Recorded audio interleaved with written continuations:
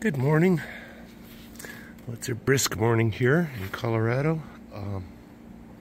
Gonna see how Model A starts when it's 10 degrees outside. It got down to 5 last night, but it's warming up a little now.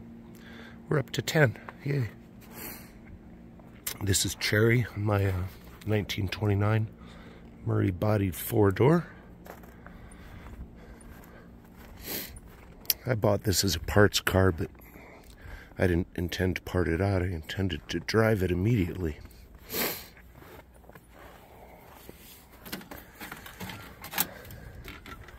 I've been driving Cherry now for about 5 months. And it's been a daily driver ever since I got it. It's a bit of a man cave inside, I suppose. It's got its original chicken wire. LED battery operated dome light, works fine. But otherwise the car's all original. Everything works except the wiper motor, which that will work soon. To start a Model A, cold or not, pretty simple. Ignition on.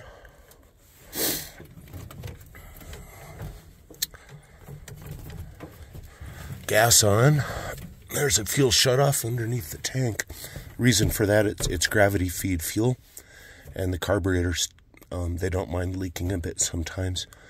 And should you leave it too long and should it leak a little bit, it'll just leak all the gas out. So you always shut the gas off on these when you stop driving it.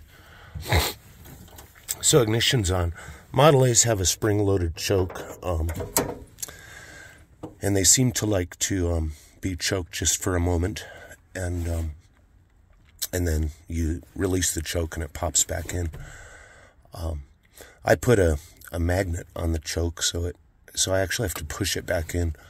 And the reason for this is when I crank start the car, I like to give it I pull the engine over half turn with the choke out, and the choke stays out during that process, and then I push it back in for the final turn, second turn, and then it should usually start.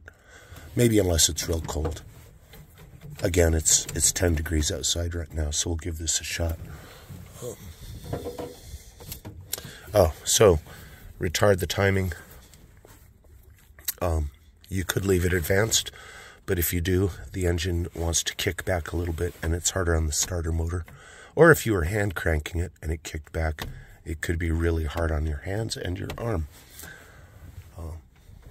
So timing retarded, some throttle.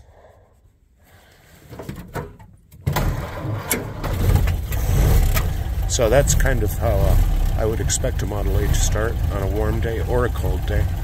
I don't know how she'll be when it's 10 below zero, but this is an incredibly reliable car, and